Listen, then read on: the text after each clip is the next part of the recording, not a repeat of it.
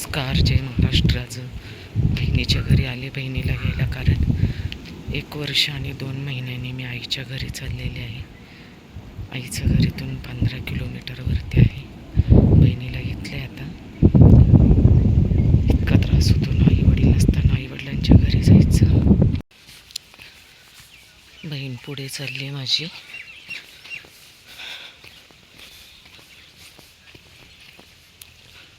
बारा मार्च 2025ला माझी आई गेली आहे जग सोडून. 2 महिने माझ्याकडे होती, पूर्ण पेजवरतीच होती. इतका त्रास होतो ना, मी 1 वर्ष आणि 2 महिन्यांनी मी आईच्या घरी चालले. आई वडील नाही आहेत माझे, पण माझी आई 8 महिने आजारी होती. ब्रेन स्ट्रोक झाला होता. 2 दिवस घरात पडून होती आई माझी. म्हणजे मी शब्दात सांगूच शकत नाही माझ्या आईबरोबर काय झालं ते. मला खूप त्रास होतोय.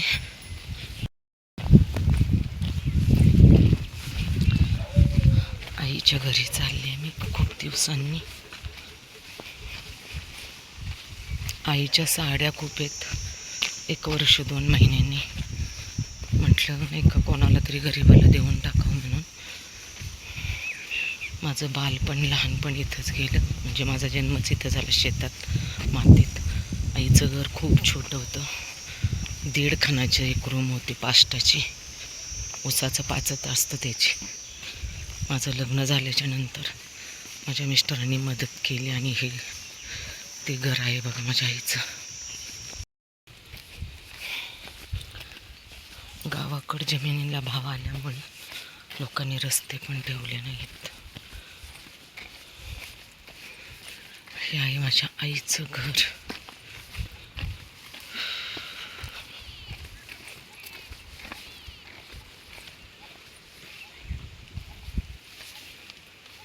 बघा घराची काय अवस्था झाली. माझी आई नाही आहे तर. आई वडील दोघं पण गेलेत. टाळा लावून गेले होते मी. तसंच आहे.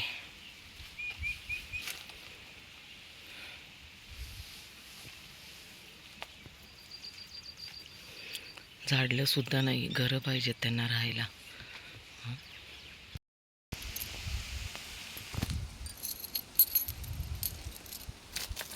वडील 2020ला कोरोनाच्या काळात वारले.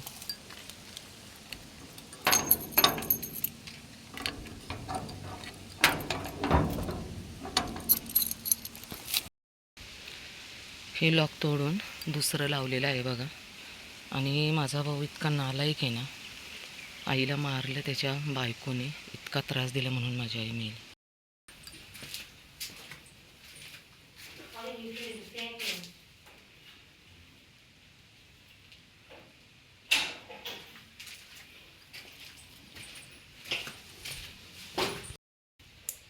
मम्मीच्या घराला मी लॉक लावलेलं होतं. हे पण लॉक तोडले आणि मेन गेटचं पण लॉक तोडलेलं आहे.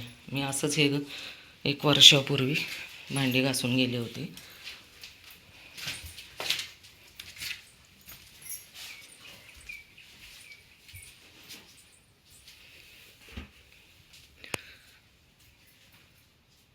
का लॉक तोडलं मला माहिती नाही आहे. काय घरात पाहितलं ते. 1 वर्षानंतर आल्यावर इतकी घरात घाण होती ना, प्रमाणाच्या बाहेर. घराचं लॉक तोडून, दोन्ही लॉक तोडून, काय माहिती घरात काय केलं, पण मी लॉक लावून गेलेली. आत्ता घर साफ केलं आहे आम्ही. बघा किती कचरा निघला आहे. घरातलं सामान गायब केले. आईचं पण घरातली घाण काढता नाही आली. लॉक तोडून काय काय केलं काय माहिती. बघा असं आहे आईचं घर. आतमध्ये आहे लोखंडी कपाट. खेडेगावला खूप लागतं ना घरात सामान.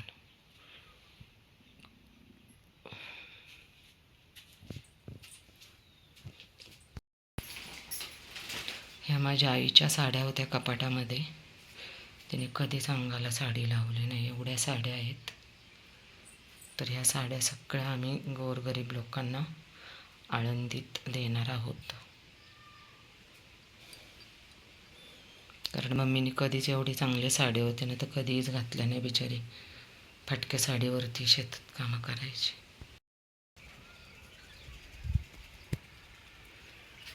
चाईचं स्वयंपाकघर.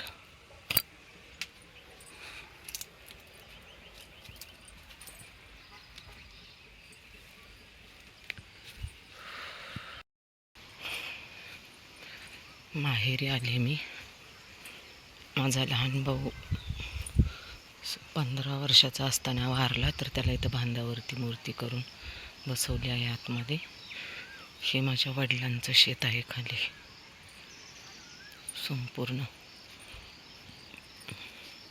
8 महिने माझी आई आजारी होती. ब्रेन स्ट्रोक झाला होता 3 ऑगस्ट 2025ला.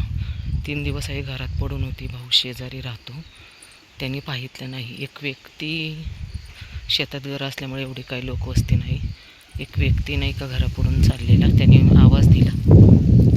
तेव्हा कळलं की आई माझी 3 दिवस घरात पडून होती. तापाने फणफणत होती. भाऊ शेजारीच राहतो, तरी त्याला समजलं नाही की आई घरात पडली म्हणून. मग त्याने माझ्या बहिणीला फोन केला. बहीण इथं सासवडपाशीच आमचं जवळ गाव आहे, तिथं जवळ माझी बहीण होती. पाऊस इतका धो पडत होता. त्याने बहिणीला फोन केला की आई खूप सिरियस आहे, ये म्हणून. खरं काय झालं आम्हाला माहीत नाही, कारण 7 जून 2025ला माझ्या भाऊजाईने आईला खूप मारलं होतं. हे आम्हाला माहिती नव्हतं.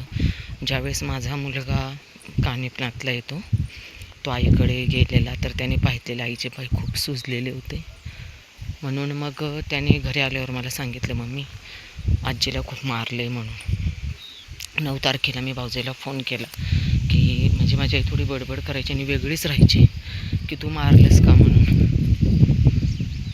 तर ती बोलली नाही मी मारणार, ती बोलली की मी मारणार. वेगळी राहत होती. आईचा डोक्याचा प्रॉब्लेम होता, कारण 5 वर्षापूर्वी वडील वारले. एकटीच राहत होती, शेतात घर होतं. म्हणजे तिने कसं आयुष्य 5 वर्ष जगली असेल. आता असा अंगावर काटा येतो की बाबा एक दिवस जर आपल्याजवळ आपलं माणूस नसलं तर किती त्रास होतो. 11 जूनला आम्ही गावातच एक राष्ट्रवादी काँग्रेसचा मोठा माणूस आहे, त्याला बोलवलं, मध्यस्थी केली की बाबा हे असं असं मारले, आणि हे 2-3 वेळा झाले. तर तिने असंच काय उडवाउडीची उत्तरं दिल्या भावानी पण. भाऊ डायरेक्ट बोलला, मग ती बोलते मग मारायचं नाही तर काय करायचं. या गोष्टीवर तुम्ही विचार करा की काय केलं पाहिजे. ज्या आईने जन्म दिला आपल्याला, ज्या आईमुळे आपण हे विश्व पाहितलं, त्या आईशी ही लोक असं वागली. कृपा करून माझी एक सगळ्यांना विनंती आहे, जोपर्यंत तुम्ही आहात, सगळीच मुलं किंवा सगळ्या सुना वाईट आहे असं मला म्हणायचं नाही, कारण मी सून आहे आणि मला पण आत्ता सून येईल. माझ्या वडिलांकडून विहीर खणण्यासाठी 4 लाख रुपये त्यावेळेस घेतले. बघा इथून तुम्हाला दाखवते, पाणी पडते तिथे विहीर खणली आहे. ही शेती आहे माझ्या वडिलांची. हे बघा इथं पाणी पडते तिथं विहीर खणली. त्यावेळेस माझ्या वडिलांना भाऊजाईने आणि भावाने दोन्ही म्हणजे गाडीच्या मध्ये बसून पैसे काढण्यासाठी सासवडला नेले. सगळे पैसे काढून घेतले. माझ्या वडिलांचं पण इतकं आयुष्य वाईट घालवलं ना त्यांनी की खरंच असा मुलगा नसलेला बरा. 12 वर्षानंतर माझी मोठी बहीण जन्माला आली. म्हणजे माझ्या आईला 12 वर्षानंतर मुलं झाली. त्याच्यानंतर मग 2 नंबरची 3 नंबरची बहीण झाली आणि शेवटी माझा भाऊ झाला. त्या काळात विचार करा की आज माझ्या लग्नाला म्हणजे कमीत कमी 27-28 वर्ष झालेले आहेत. आणि त्या काळात माझा भाऊ झाला. त्यावेळेस माझ्या वडिलांनी परिस्थिती नसताना 1.5 खानाच्या घरात आम्ही राहत होतो इथं पाष्टाच्या. घमेल्याने पेढे वाटले होते मुलगा झाला म्हणून. त्यावेळेस कांद्याचे माझ्या वडिलांना 500 रुपये झालते. तो काळ वेगळा होता, सोनेरी काळ होता. आई आजारी पडली, सह्याद्री हॉस्पिटलला बीबीवाडी इथे ॲडमिट केली. म्हणजे तो दिवस इतका वाईट होता की आम्ही इथपर्यंत कसं पोचलो. शेतात आई घरात होती, आईच्या अंगावर नीट कपडे नव्हते, की आम्हाला संशय आहे की आमच्या आईला की ह्यांनी मारलेलं आहे. आईला कुठेच घेत नव्हते. मग मी सह्याद्री हॉस्पिटलला ॲडमिट केलं. मी ते दिवस आहे ना, माझी आई किती 8 महिने जगले. पण 8 महिने मी असे जगले ना की कोणी विचारच करू शकणार नाही. मी पुरुषाचं आयुष्य जगले. कारण आज विचार करा, सह्याद्री हॉस्पिटलला ॲडमिट करायचं म्हणल्यावर ते पाण्यागत पैसा. त्यावेळेस फक्त माझ्या पाठीशी उभे राहिले ते माझे मिस्टर. महिनाभर आई माझी सह्याद्री हॉस्पिटलला होती. तिथून आम्ही तिला पैशाची खूप कमतरता भासायला लागली, म्हणून आम्ही मग तिला ह्याला नेलं, भारती हॉस्पिटलला ॲडमिट केलं. म्हणजे 8 महिने दवाखानाच आमच्यासाठी गेला. ते 8 महिने त्यात माझा ॲक्सिडेंट झाला. आईला 3 ऑगस्ट 2025ला ॲडमिट केली आणि 15 ऑगस्ट 2025ला माझा ॲक्सिडेंट झाला. मला गाडी चालवता येत नव्हतं. म्हणजे मी इतकं वाईट आयुष्य जगले ना की मी शब्दात सांगू शकत नाही. त्यावेळेस मला माझ्या वडिलांची प्रत्येक वेळेस आठवण यायची की आज माझे वडील असते तर माझ्यावर अशी वेळ आली नसती. ते खंबीरपणे उभे राहिले असते आणि सगळं आईचं केलं असतं. म्हणून खरं सगळ्यांना एकच विनंती आहे, जोपर्यंत आहे तोपर्यंत कोणाच्या हातात आपली प्रॉपर्टी, आपला पैसा, आपली शेतीवाडी कोणालाही देऊ नका, ना मुलीला ना मुलाला. जोपर्यंत आहे तोपर्यंत जगा. तुमच्यानंतर जे होईल ते होईल.